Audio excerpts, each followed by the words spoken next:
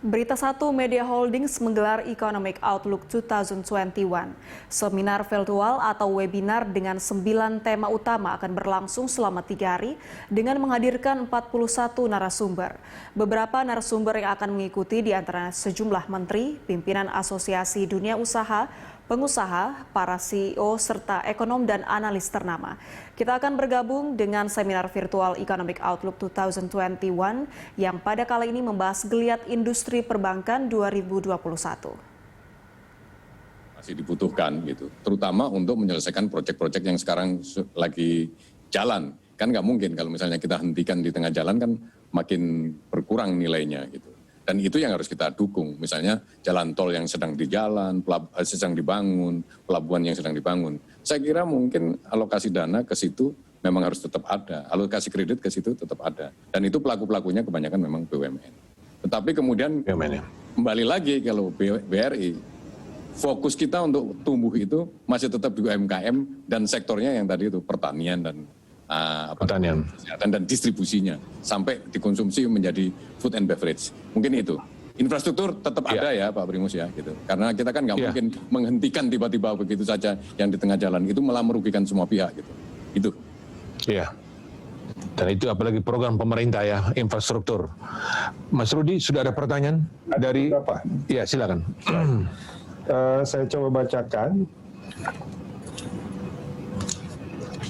Yang pertama ini untuk Bapak Anung dari M-Novan. Saat ini memang fokus semua terkait pembiayaan di area UMKM. Namun bagaimana sebenarnya pembiayaan berfungsi untuk pembiayaan dalam skala proyek infrastruktur besaran di tahun 2021?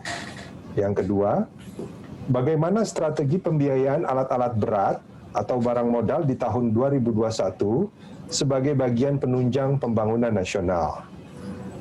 Terus yang kedua ini dari Pak Cipta Purwita. Bapak atau Ibu ini mungkin Cipta Purwita untuk Pak Sunarso. Dalam kondisi pandemi yang belum sepenuhnya pulih, sampai akhir tahun 2020, berapa target BRI untuk memberikan atau menyalurkan stimulus untuk UMKM? Terus ada dari Marlia. Ini untuk semua panelis.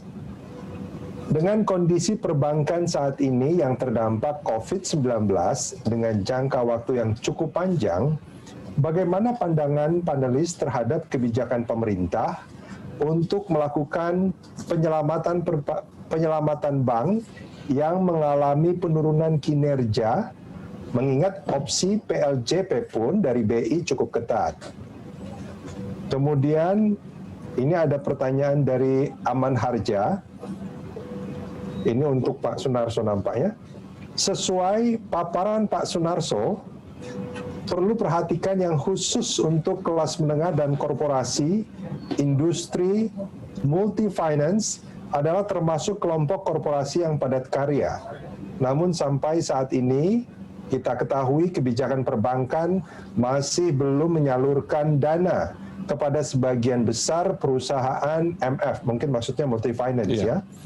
Kalau kebijakan ini tidak segera diubah, maka dikhawatirkan sebagian MF itu akan mengalami masalah keuangan, sehingga ujungnya bisa terjadi kolaps, berhubung piutang terus mengalami rundown yang signifikan, sehingga tidak mampu menutupi biaya operasionalnya.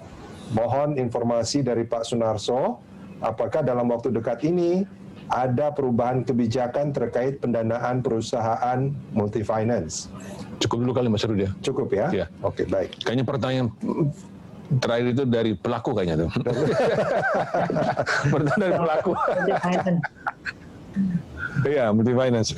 Barangkali lebih dulu Pak Anung, bagaimana pembiayaan untuk proyek besar ya, termasuk alat berat, infrastruktur alat berat ya, 2021. Silakan Pak. Pak Primus, nanti kalau Pak Primus kembali ke kami lagi di OJK pada akhir pertengahan atau akhir Desember, kami tahu peta dan risk appetite dari bank ketika kami sudah mengkompilasi rencana bisnis dari bank-bank yang akan disampaikan ini kan paling lambat nih akhir November ini. Nah dari sana kita tahu petanya. Nah, kemudian apakah nanti akan masuk ke infrastruktur, akan masuk ke sektor mana, itu sangat tergantung tadi kita sampaikan. Itu appetite dari bank. Nah, sebenarnya kalau kemudian strategi pembiayaan alat berat itu tidak hanya infrastruktur, karena pertambangan nanti kalau sudah mulai hidup, supply chain bisnisnya juga masuk ke sana, dari eksplorasi sampai kepada nanti pengangkutan, transportasi, bahan tambang itu juga perlu alat-alat berat. Tetapi sekali lagi, OJK memang tidak mengarahkan bank harus kemana, karena itu sangat tergantung pada appetite dari bank itu sendiri. Ya. Kira-kira begitu Pak Primus. Jadi nanti kira-kira berapa persen yang akan ke infrastruktur alat berat, nanti kalau kami sudah petakan per buku per bank, itu nanti mudah-mudahan di pertengahan Desember kami sudah akan tahu petanya. Ya. Gitu Pak Primus kalau jawabannya sementara ini. Jadi para audiens, Pemirsa, saksikan serial diskusi Economic Outlook 2021 yang diselenggarakan oleh Berita Satu Media Holdings mulai 24 hingga 26 November 2020. Sejumlah menteri bidang ekonomi akan hadir sebagai pembicara. Event ini dapat Anda simak melalui berita1.com, YouTube, dan Facebook Berita Satu mulai pukul 9.30 hingga 17.30 waktu Indonesia Barat.